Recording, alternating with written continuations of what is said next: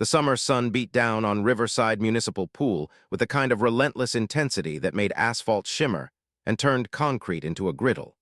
It was a Tuesday in late June, the kind of Tuesday when only desperate people and people with nothing better to do showed up during the 2 p.m. slot. Marcus Chen had the misfortune of being the lifeguard scheduled for exactly that slot. Marcus was 24, with the kind of lean, muscular frame that came from actually swimming rather than posing, and the kind of face that suggested he'd spent too much time thinking about things that didn't matter. He'd been working at Riverside for 18 months now, long enough to know every regular by sight, long enough to recognize the patterns of human behavior in chlorinated water, and long enough to understand that most people came to the pool because they were running from something. Corinne Morrison arrived at 2:47 p.m. on that Tuesday, 3 minutes before the facility's official adult swim period ended. She was a woman in her mid-50s with the kind of aggressive tan that suggested she spent most of her free time at places like this, though usually as a fixture rather than a visitor. She wore a designer one-piece that probably cost more than Marcus made in a week, and she had the kind of bearing that suggested she'd never been told no by anyone who actually meant it. She wasn't alone. With her was a boy, maybe 11 years old, with Corinne's sharp features and her inability to understand that other people existed. "Come on, Brandon, get in there." Corinne's voice was already loud, already cutting through the ambient noise of splashing water and children's laughter. "Don't be such a baby about the water. It's just water." The boy, Brandon, stood at the edge of the pool, looking vaguely traumatized. He didn't want to be there. This was evident in every line of his body. Marcus noticed because Marcus always noticed. He was in the lifeguard chair, elevated, positioned, watching. And this was his job, had been his job for long enough that he could read the emotional weather of a pool the way other people read the sky. "Actually, Adult Swim is about to start," Marcus called down from his position. His voice was calm, professional, the voice of someone trained to give instructions without inflection. "Non-swimmers should clear the water in about 30 seconds. Corinne turned toward him, and even from the lifeguard chair, Marcus could see the exact moment her face rearranged itself into something uglier. She wasn't expecting to be addressed. She certainly wasn't expecting to be redirected. "I'm sorry, what?" she said, and the emphasis on that final word was designed to cut. "Did you just tell me?"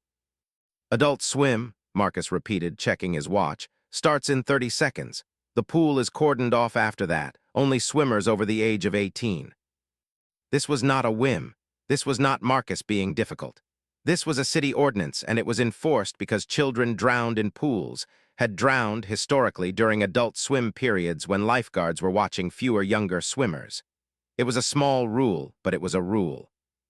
"My son is 11, Corinne said, as if this was some kind of revelation. "He's more of a swimmer than half the people here." "Nonetheless," Marcus said, and he could hear the way his voice had cooled slightly, the professional detachment beginning to harden. "He needs to clear the water." "Are you serious right now?" Corinne stood up, addressing the assembled parents on the concrete deck, looking for allies. Nobody made eye contact with her. This was the thing about public spaces. Most people understood the unspoken agreement that you performed for an audience, but you didn't drag them into your personal wars. "This child is an excellent swimmer. I pay taxes. This is a public pool, and you're going to tell me." 30 seconds are up," Marcus said quietly. He watched as Corinne's face cycled through a series of emotions: shock, anger, indignation, and then something that looked almost like madness.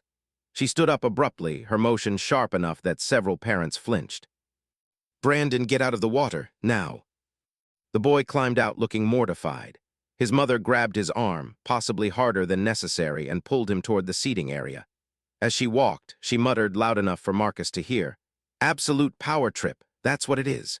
Kid's probably never had any real authority in his life, so now he's on a little chair thinking he's some kind of." Marcus tuned her out.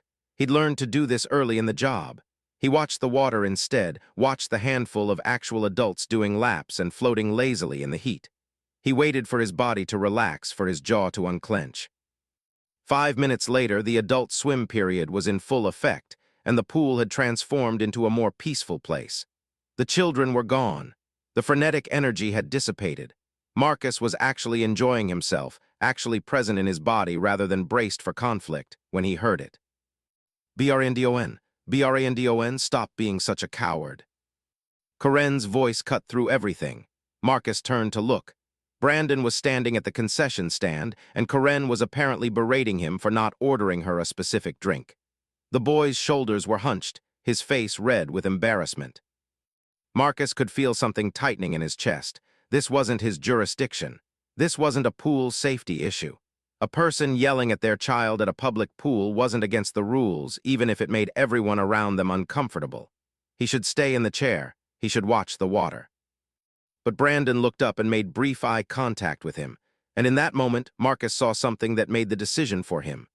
He saw shame. He saw a child wondering if there was something actually wrong with him, if his mother was right, if he was a coward and a disappointment, and all the other things her tone was suggesting.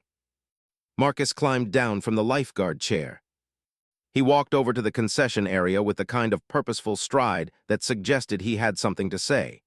Corinne saw him coming, and her expression shifted into something anticipatory, like she'd been hopping for exactly this. "Ma'am, I'm going to need you to lower your voice," Marcus said.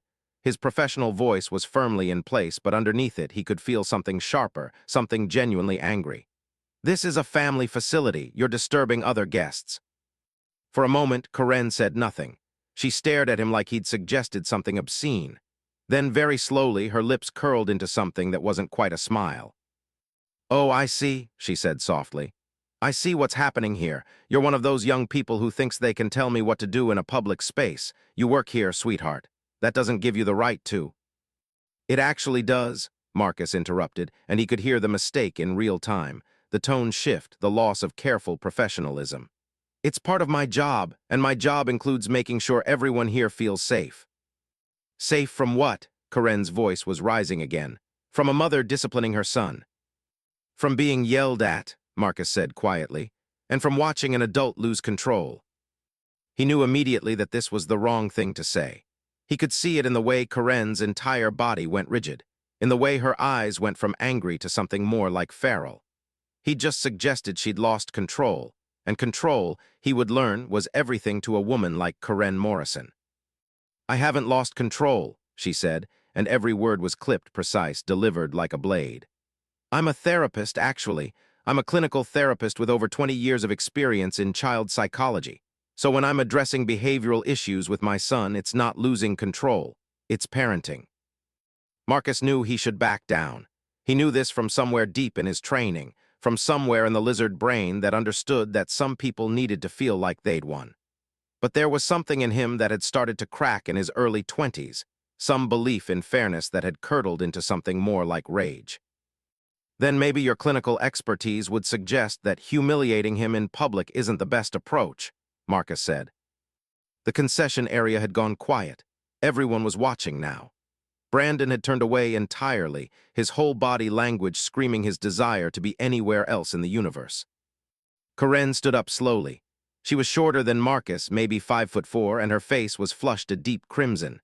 When she spoke, her voice was very quiet, which somehow made it more terrifying. "You know what? I'm going to remember you," she said. "I'm going to remember your face, and I'm going to remember that you work here, and I'm going to make sure that every single person I know, and I know a lot of people, sweetheart, knows exactly how you spoke to me, how you undermined my parenting in front of my child, how you assaulted my character." "I didn't assault your character," Marcus said. "I made an observation about your tone of voice." "And now you're gaslighting me," Corinne said, and she pulled out her phone. "I'm going to need a manager immediately. You're violating my rights." This was the moment where Marcus should have walked away. This was the moment where he should have gone back to the lifeguard chair, documented the interaction, let it become a problem for someone else to solve. But Marcus was young enough to still believe that truth mattered more than comfort, that standing up for something was the same as being right. "My manager is Greg," he said. "He's in his office. I can get him if you'd like, but I stand by everything I said." Corinne's smile was shark-like. "Oh, you do? Well, let's see if you still stand by it when he's had to listen to me explain how a young man with virtually no communication training tried to discipline me for parenting my own child in a way that made me feel unsafe." "That's not what happened," Marcus said. "That's exactly what happened," Corinne replied. "And the beautiful thing is nobody here knows you, but they all heard you being disrespectful to a paying customer. So really, who are they going to believe? She looked around the pool, making eye contact with various people who suddenly became very interested in their drinks and their phones. Brandon had already moved several yards away, pretending none of this was happening. Marcus realized in that moment that he'd walked directly into a trap he didn't even understand. He'd been set up for something, though he couldn't quite figure out what. All he knew was that he'd made a mistake, and worse, he'd made it while being completely honest. "Get me the manager," Karen said, pointing at him like he was a servant. "And don't move. I want to remember exactly where you were standing when you made me feel attacked." Greg Hoffman had worked at Riverside Municipal Pool for 32 years. He'd been a lifeguard himself once back when lifeguards wore zinc oxide on their noses and nobody had heard of the internet. He'd seen every variation of human complaint that could be registered at a public swimming facility. Water temperature complaints, cleaning complaints, scheduling complaints, and the eternal favorite, accusations that someone was hogging the lap lane.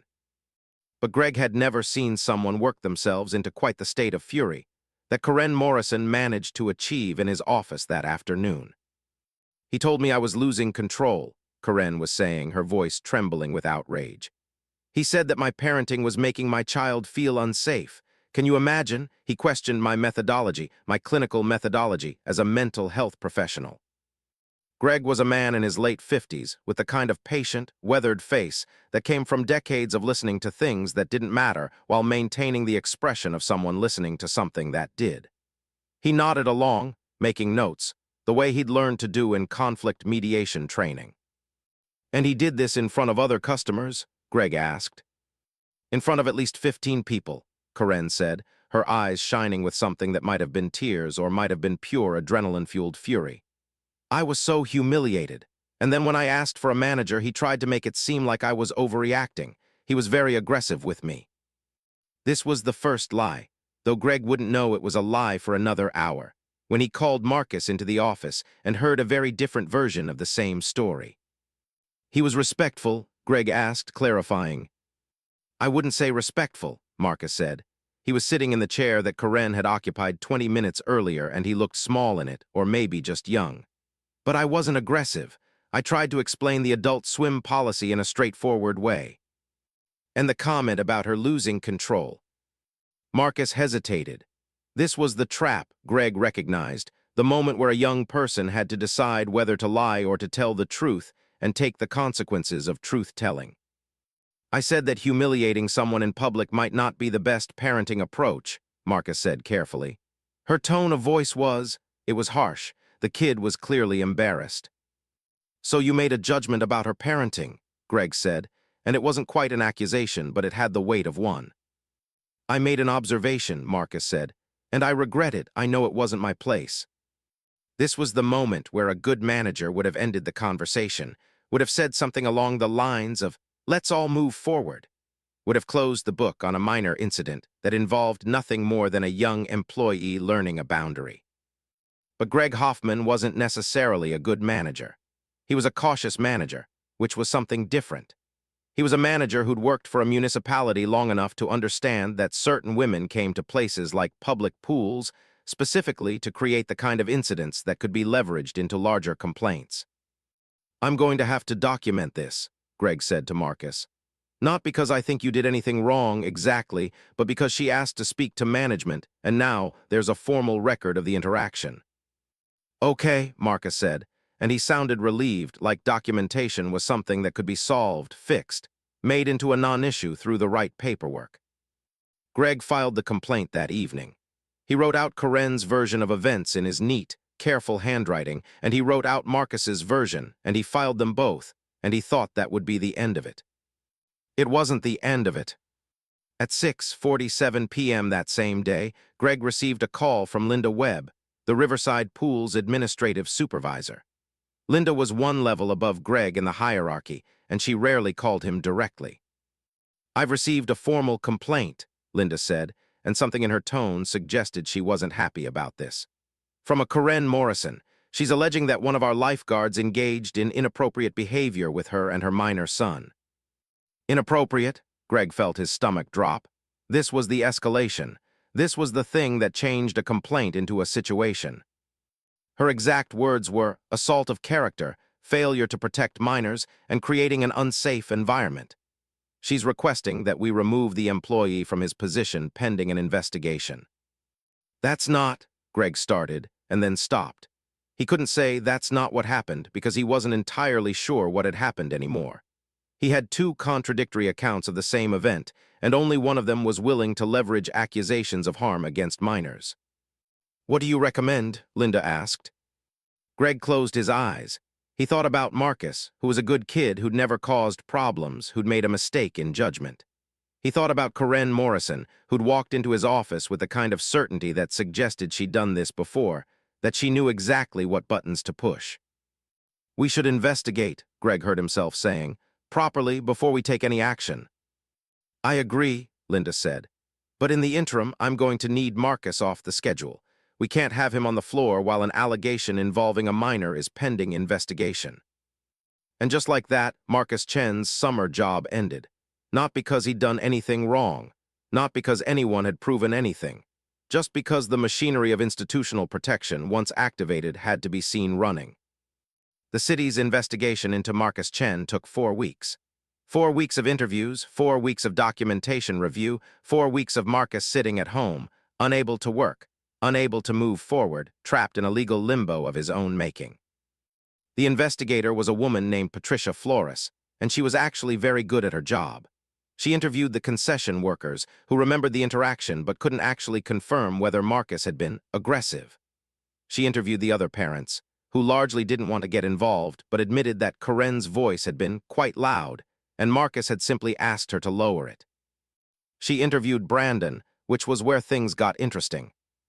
Brandon Morrison was 11 years old and small for his age, and when Patricia Flores sat down with him in his mother's presence, he was clearly terrified of saying the wrong thing. Did Marcus do anything that made you feel unsafe? Patricia asked gently. Brandon looked at his mother. Corinne was sitting in a plastic chair across the room, not quite out of earshot, and her expression suggested that she already knew what the correct answer was. No, Brandon said quietly. He was nice, actually. He was trying to help. How was he trying to help? Patricia asked. Corinne cleared her throat, loudly. I think maybe he was trying to stand up for me, Brandon said, his voice getting smaller, because Mom was upset and, I don't know, he seemed like he was trying to be nice. Patricia Flores, in her report, would note that Brandon Morrison appeared to be coached and coached heavily, and that his responses contradicted his mother's allegations. She would also note that the boy seemed anxious and conflict avoidant, which could suggest either a history of emotional abuse or simply being an introverted 11-year-old in a stressful situation. The conclusion of the investigation was that Marcus Chen had made an error in judgment by commenting on a customer's parenting style, but that he had not engaged in inappropriate behavior, had not acted aggressively, and had not created an unsafe environment. The investigation recommended that Marcus be reinstated, with a note in his file about professional boundaries. This should have been the end of it. This should have been the moment where Marcus got his job back, where he could resume his summer, where the machinery of institutional protection could finally shut down. But Corinne Morrison had never been the kind of person to accept a conclusion that went against her preferred narrative. The day after the investigation concluded, she filed a complaint with the city council. The day after that, she began making calls to local media. She appeared on Citizen Concerns, a public access program that aired in the middle of the night to an audience of approximately 12 people, where she explained how a young man with obvious control issues had tried to intimidate her and her vulnerable child at a public facility. She filed complaints with the state health department, claiming that the pool had inadequate safety protocols. She wrote a lengthy review on every online platform where Riverside Pool had a presence, describing her experience in language carefully chosen to suggest abuse without quite stating it outright. What Corinne Morrison understood, and what Marcus Chen was only beginning to learn, was that the truth of something mattered far less than the persistence of accusation. A lie told with enough certainty, repeated often enough, eventually became indistinguishable from fact. Marcus was reinstated to his position on a humid Thursday in July. He showed up for his shift, climbed back into the lifeguard chair, and discovered that the summer he'd looked forward to all year had somehow become a minefield. Other parents recognized him now from the media coverage. Some gave him sympathy looks. Others made a point of gathering their children and moving to a different section of the pool. The other lifeguards, 3 of them ranging in age from 19 to 62, didn't quite know how to treat him. They were kind mostly, but there was a wariness there now, a sense that somehow Marcus had been marked. Greg Hoffman gave him a sit-down on his 3rd day back. "I want to be clear," Greg said, "that the investigation found nothing improper in your conduct. You're not in trouble. The complaint was unfounded." "Okay," Marcus said, though he didn't feel okay. He felt damaged somehow, though he couldn't articulate why. "The woman who filed the complaint has been banned from the facility," Greg continued. "She won't be back here, so you can feel confident that she won't be attempting this kind of thing again." "Thank you," Marcus said, and meant it, though the relief was mixed with something darker. The banning felt like justice, but it also felt like the city government had decided that Corinne Morrison was more trouble than she was worth, rather than that her accusation had been definitively proven false. What Greg didn't mention, and what Marcus wouldn't find out until the next month, was that Corinne Morrison had responded to her ban by filing yet another complaint, this time with the state attorney general, claiming that she'd been banned in retaliation for reporting safety violations. The summer continued. Marcus worked. The weather got hotter. Fewer people came to the pool, as they always did in late July when the heat became genuinely dangerous. Marcus settled back into his routine, and most days he could almost convince himself that he'd moved past the whole thing. Then August arrived, and with it, a letter from Riverside Pool's administrative office. The letter was formal, printed on official city letterhead. It explained that while the investigation into the previous complaint had been completed, there were ongoing concerns about Marcus's fitness for the position, specifically related to judgment in interpersonal interactions. In other words, they were firing him. Not because he'd done anything wrong, not because the investigation had found anything improper, but because the complaint and subsequent media attention had made his continued employment a liability for the facility. Marcus read the letter 3 times. The 3rd time he cried. Part 4, the fallout that changed something. Marcus Chen didn't contest the firing. This was perhaps his biggest mistake, though he wouldn't realize it for several months. Instead, he did what most young people do when faced with an institutional decision that seems both unjust and immovable. He accepted it, internalized it, and assumed that the failure was somehow his own. He didn't pursue legal action. He didn't file a counter-complaint. He didn't do anything except sit in his apartment for the rest of August, watching his bank account get smaller, wondering if the experience had somehow damaged him in a way that would persist indefinitely. His mother called several times. His father called once. His older sister, who lived in Seattle and had always been the ambitious one, sent him an article about how social media complaints against service workers had increased 400% in 5 years, which was either supportive or passive-aggressive, depending on how you read it. Marcus didn't go back to the pool after August. Not to swim, not to visit, not to confront anyone. He simply removed that part of his life and moved forward the way people do. By September, he'd found work at a gym, personal training on an unstable basis, the kind of job where nobody really cared about your history and everything was measured in immediate, visible results. He was good at it. He was good because he cared about people and he liked helping them feel stronger.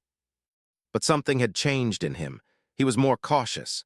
He was more aware of the ways that helping someone could be reframed as harming them.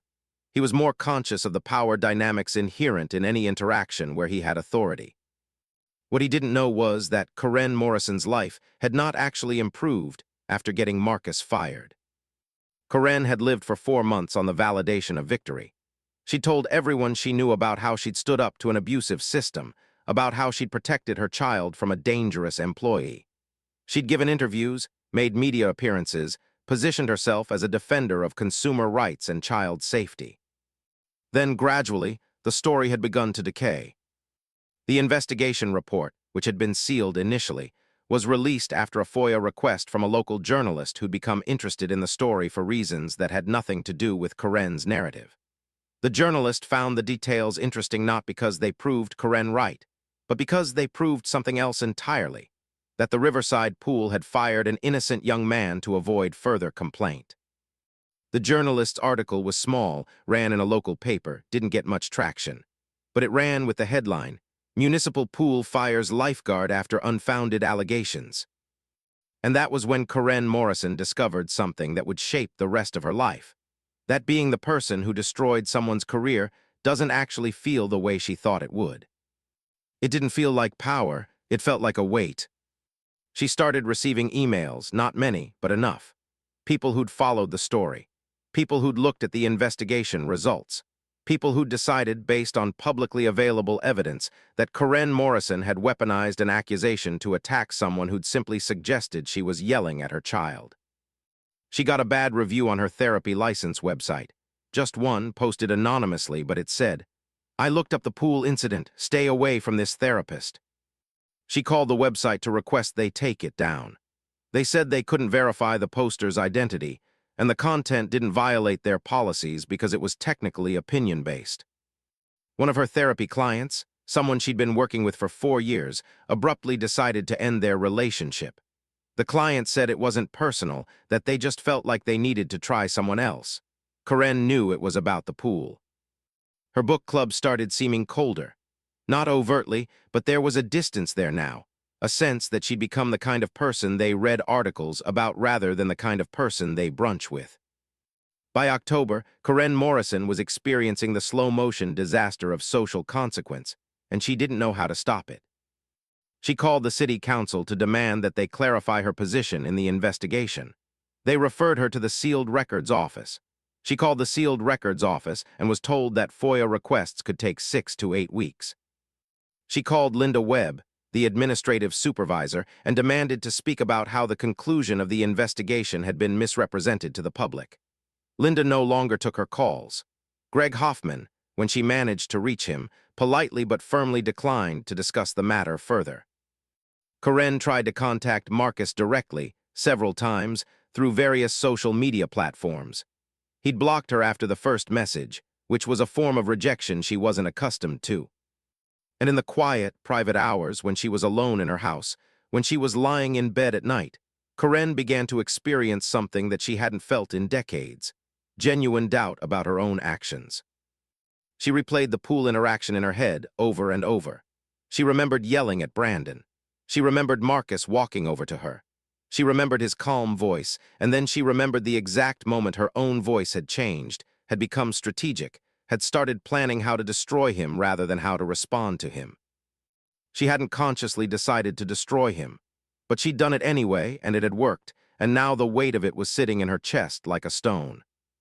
5 months after Marcus was fired, he was training a client at the gym, a woman in her early 60s who was recovering from shoulder surgery, when he heard her voice. "Marcus." He turned. Corinne Morrison was standing by the elliptical machines, wearing gym clothes, looking simultaneously determined and terrified. "I'm sorry," she said immediately, without preamble, without any of the self-protective language she'd used before. "I'm sorry for what I did to you. I need you to understand that I know what I did was wrong." Marcus didn't know what to do with this. In the 5 months since his firing, he'd rehearsed this conversation in his head approximately 10,000 times, and in every version, it had gone very differently than this. "Okay," he said carefully, because he couldn't think of anything better. "I was angry that day," Corinne continued, and she was crying now, which Marcus found deeply uncomfortable. "I was angry about something else entirely, and you became the target. I yelled at my son. You told me to stop yelling. And instead of accepting that, instead of understanding that you were doing your job, I decided to destroy you. I consciously decided it, Marcus. I remember the exact moment I decided it." "Why are you telling me this?" Marcus asked. "Because the weight of it is destroying me," Corinne said simply. "Because I'm a therapist and I understand damage, and I'm doing it to people constantly now. I'm making accusations I don't fully believe. I'm looking at my son and seeing how broken he is, and I'm realizing that I did that. I broke him. And I wanted to break you too because you challenged me, and people like me don't get challenged. We challenge others." Marcus was acutely aware that they were in a public place, that his client was probably wondering what was happening, that this conversation was something he should exit immediately. "The legal stuff," Corinne said, and she was speaking faster now, like she needed to get it all out before her courage failed. "The investigation, the FOIA requests, all of it, I can't undo it. But I can tell you that you did nothing wrong. I can tell you that the report was accurate. I can tell you that you were fired because you helped my son, because you saw something wrong and tried to make it right." "I don't want your apology," Marcus said, and he meant it, because an apology that came months after the damage was already done felt like a demand on his forgiveness, and he wasn't sure he had any forgiveness left. "I know," Karen said, "but I wanted you to have it anyway. I wanted you to know that the weight of what I did crushed me, that what I did was wrong, and I know it, and I understand the consequences." She handed him a manila envelope. "Everything," she said, "everything that happened, statements, emails, messages, everything I can provide without violating confidentiality laws. I've signed an affidavit stating that my allegations were made in bad faith, that I was retaliating against you for interpersonal conflict rather than reporting genuine concerns. You can use it however you want. To sue me, to sue the city, to clear your name. I don't care anymore. I just need you to know that I understand what I did." Marcus didn't open the envelope in front of her. He held it, feeling its weight, feeling the surreal nature of being handed redemption by the person who destroyed him. "What changed?" he asked. Karen sat down on the bench by the elliptical machine. She looked older than she had in the summer, older and more tired and somehow more real. "My son asked me if he was a coward," she said quietly. "He was at school. He'd been asked to speak in front of the class, and he refused, and when I asked him why, he said it was because he was a coward, because I'd always told him he was a coward. And I realized that you'd been right. You'd been so right, and I'd spent 5 months destroying your life to avoid admitting that." The affidavit that Karen provided was enough to get his personnel record at Riverside Pool amended. It was enough to get written documentation that his firing was unjust. It wasn't enough to get him hired back. Greg Hoffman's position had been made awkward enough by the situation that nobody wanted to revisit it. But it was enough to give Marcus something he hadn't had before, the official truth. He used that truth to get hired at a different pool facility in a different part of the city. He used it to tell potential employers his side of the story. He used it mostly to convince himself that he'd done nothing wrong, that the summer had been a test of character rather than a defining failure. But something in him had been broken that summer, and the affidavit didn't fix it. He became more cautious. He became more aware of how quickly power could be weaponized. He became someone who second-guessed his own instincts, who wondered if helping ever actually helped, or if it just created more complicated problems. He dated a woman in the fall, someone kind and patient, and he broke up with her because he couldn't stop waiting for the moment when she would turn on him, when she would reframe his kindness as control, his assistance as intrusion. He went to therapy briefly, but quit when the therapist asked him to consider the learning opportunities in the experience. He didn't want to learn from it. He wanted to move past it. He wanted to return to being someone who believed that standing up for something was the same as being right. He never heard from Karen Morrison again, though he thought about her frequently. She'd changed too, if the absence of news about her was any indication. She stopped making media appearances. Her social media accounts became quiet. She continued practicing therapy, though her client base had shrunk considerably. She wrote her book club a long letter of apology that nobody really knew what to do with. She and Brandon went to family therapy, which was awkward and painful, and ultimately led to some genuine conversations about how she'd used him as a tool in her own emotional war. Brandon, slowly, began to trust that his mother's anger wasn't his fault. He joined the school's swim team and discovered that he actually loved the water. He became, in his own quiet way, someone with his own life rather than an extension of his mother's drama. And at the pool where it all started, life continued exactly as it always had. New children splashed in the water. New parents yelled. New lifeguards sat in chairs, watching, making choices about when to intervene and when to let human nature take its course. But on a Tuesday in October, almost exactly 1 year after that first Tuesday in June, one of those lifeguards was cleaning the concession area when she found something under one of the tables. A nameplate. "Marcus Chen," it read, from when the facility had done those little personalized things for their staff. She showed it to Greg Hoffman, who was still the manager because the city didn't fire people for attempting conflict resolution. Greg held the nameplate and felt the weight of it, not physically but existentially. He thought about Marcus, who he hadn't seen in nearly a year. He thought about Karen Morrison, who he'd heard had left town for a new job in Colorado. He thought about how water could be both healing and dangerous, depending entirely on context. How the same action, telling someone to stop yelling, could be either an act of care or an act of aggression, depending entirely on who was interpreting it. He put the nameplate in his office drawer and didn't tell anyone it was there. Marcus Chen was 27 years old, and he'd learned to live with the weight of that summer. He worked as a personal trainer at a mid-range gym. He was good at his job, better than good, because he'd learned to listen to what people actually needed rather than assuming he knew. He'd dated, fallen in love, had his heart broken, and managed to keep loving people despite understanding, more fully now, how easily they could hurt him. He didn't work at the pool anymore. He didn't swim much, actually, though he still loved the water in a way that had nothing to do with his career. On a random Thursday in October, he received a letter. There was no return address, but the postmark was from Colorado. Inside was a check for $50,000. The letter was typed, impersonal in its presentation, but the content was anything but impersonal.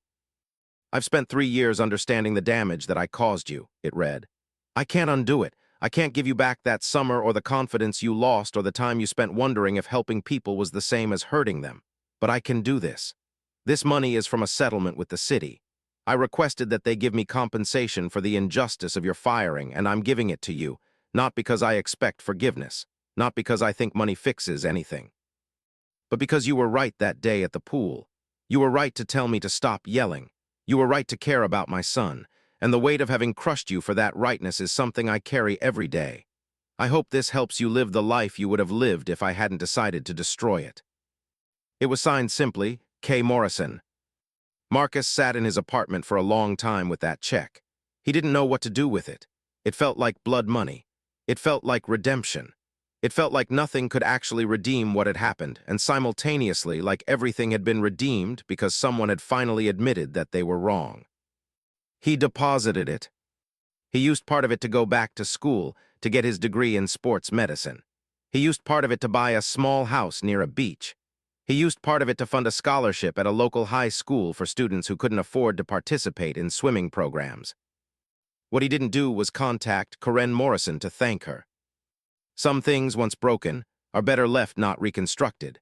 Some debts once incurred are paid not through conversation, but through the simple act of moving forward. Marcus had learned to live with what had happened. He'd learned to love despite it. He'd learned that standing up for something could destroy you just as easily as it could save you, and that the only way to survive that knowledge was to stand up anyway, but with more caution, more awareness of the cost. One day, years later, when he was a coach at a community pool, he would see a boy who looked very similar to a boy he'd once known. The boy would be confident in the water, skilled, happy. The boy's mother would be watching from the sidelines, and she would be quiet, present, genuinely proud of her son's accomplishments. Marcus would never know if this was Brandon Morrison, but he would choose to believe that it was, that somewhere, something good had come from that terrible summer.